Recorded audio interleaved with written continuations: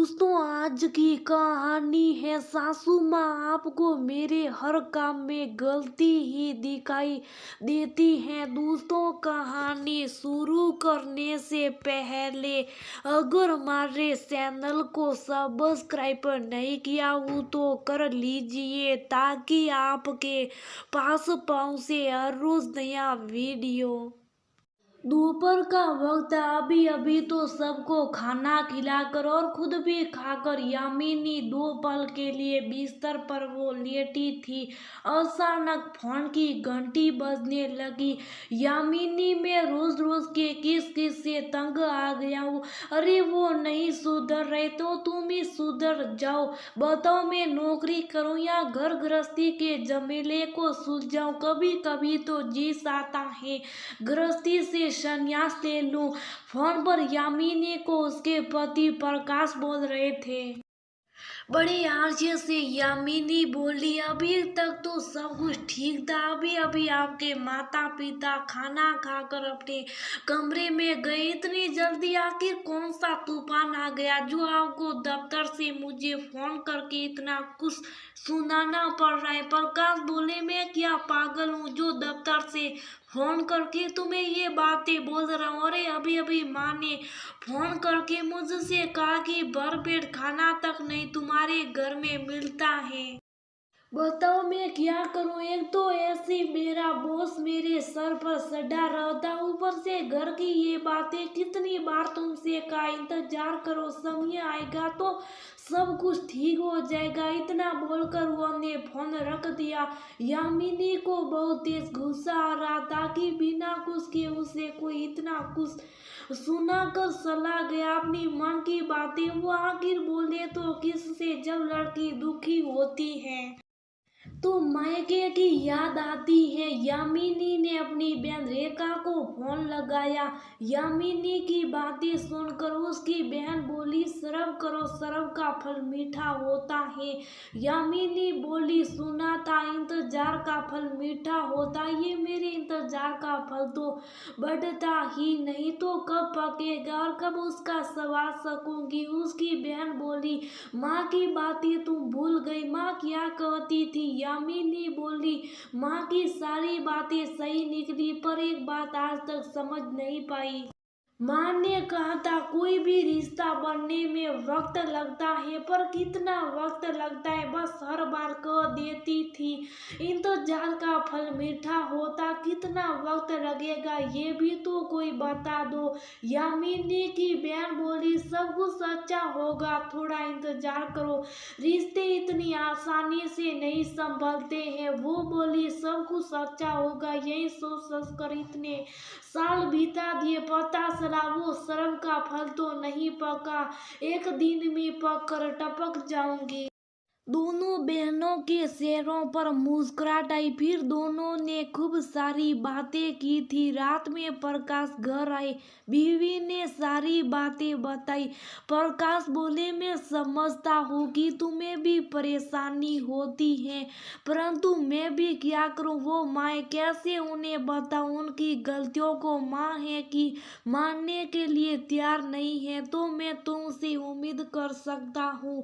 आखिर तुम मेरी अर्धांगिनी हो, तुम परिस्थितियों को बेहतर समझ सकती हो। यामिनी भी पति की परेशानियों को देखते हुए उस वक्त चुप हो गई।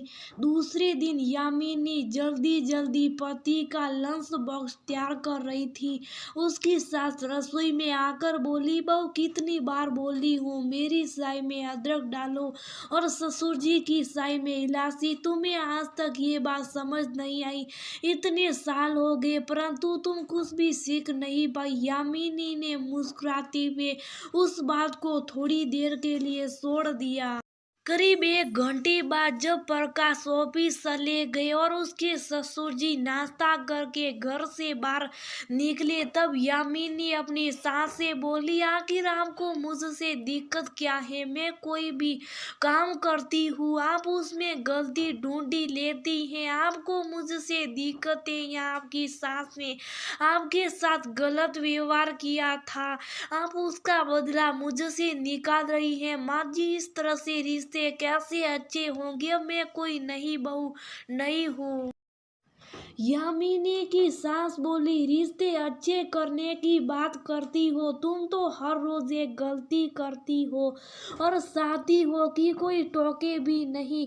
यामिनी हंसकर बोली, मुझे मालूम था कि मेरी शादी के बाद मुझे सास नहीं एक मास्टरनी मिलेगी जो हर रोज मेरी क्लास लेगी। यामिनी मुस्कुराती हुई अपने कमरे में चली गई। शाम में जब प्रकाश आए तो उनकी माँ बोली, मैं तुम्हारी पत्नी को इतने सालों से सुधारते सुधारते तंग आ गई हूँ। सभी सगे सब्जी कहते, जिसकी सास इतनी समझदार हो उसकी बहू ऐसी फूर कैसे हो सकती है।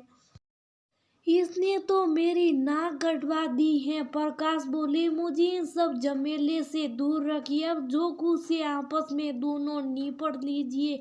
इतना बोलकर वो चले गए। यामिनी कोई भी काम करती थी तो उसकी सास बिना टोके हुए उस काम को पूरा नहीं होने देती थी।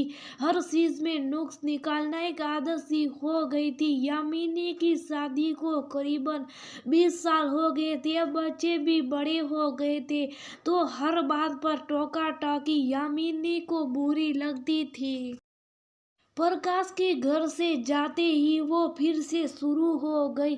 एक रोज यामिनी अचार बना रही थी तो उसकी सास ने उसके हाथों से सारा सामान ले लिया और बोली, तुम्हें तो कुछ आता ही नहीं है, ऐसे नहीं इस तरह से किया जाता, और सारा कुछ करके रख दिया और फिर खुद की तारीफ में करने लगी। यामिनी बोली, मुझे तो लगता है जब मैं सास बन जाऊंगी तब तक आप मुझे सिखाती ही रहे। कभी मुझे मौका तो देकर देखिए, लड़ाई लड़ने से पहले आप मेरे हथियार मुझसे ले लेती और फिर मुझे जंग पर भेज देती हैं। तो ये नई जापी हैं। पास में बैठे उसके ससुर जी हंसने लगे तो यामिनी के साथ में अपने पति को आंखें दिखाई।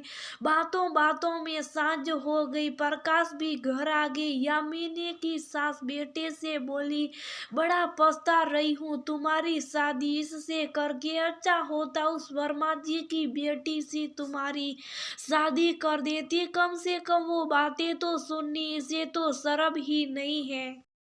यामिनी मुस्कुराकर बोली, मुझे माफ कर दीजिए, अगर आपके बेटे की इस उम्र में भी शादी हो सकती है और वो करने को तैयार है तो आप दूसरी बहू ला सकती हैं। मैं कमियों को नहीं खूबियों को भी देखती हूँ। प्रकाश बोली, इन सबके बीच में मैं कहाँ से आता हूँ, तुम लोगों की यही प्रॉब्लम है, अपनी लड़ाई झगड़े में पति और बेटे को क्यों घसीटती हो। यामिनी बोली, रिश्तों को सुधारते सुधारते अब मैं खुद को गलत नहीं ठहरा सकती हूँ, क्योंकि कोई भी इंसान यहाँ पर परिपूर्ण नहीं होता। आपको लगता है कि सगे शब्द आपकी तारीफ करते, बिल्कुल भी नहीं। आपकी पीठ पीछे वो आपको हिल्टर कहकर बुलाती। तभी उसके ससुर जी धीरे से बोले, ये बात तो 100% सच है। यामिनी बोली, मुझे माफ कर दीजिए, जीवन में कितने अध्याय खुद को सुधारने में खत्म कर दी हूँ।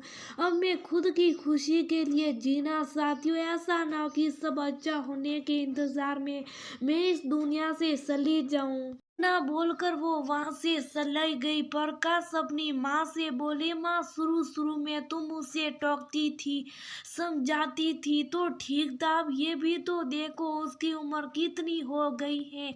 अरे बच्ची उसके शादी के लायक हो गए और आज भी तुम सबके सामने उसे टोकती रहती हो, ये कब तक चलेगा, आखिर वो भी कितना इंतजार करेगी। इतना बोलकर प्रकाश भी कमरे में चले गए। प्रकाश के पिता अपनी पत्नी से बोली, बाकी का जीवन सुख से जीना चाहती हो या इसी लड़ाई झगड़े में बिताना चाहती हो, ये अब तुम्हें तय करना है, क्योंकि जब इन सब परेशानियों से बेटे बहू अलग होने लगेंगे तो मैं भी तुम्हारा साथ नहीं दे पाऊंगा। इतना बोलकर वो भी अपने काम में लग गए।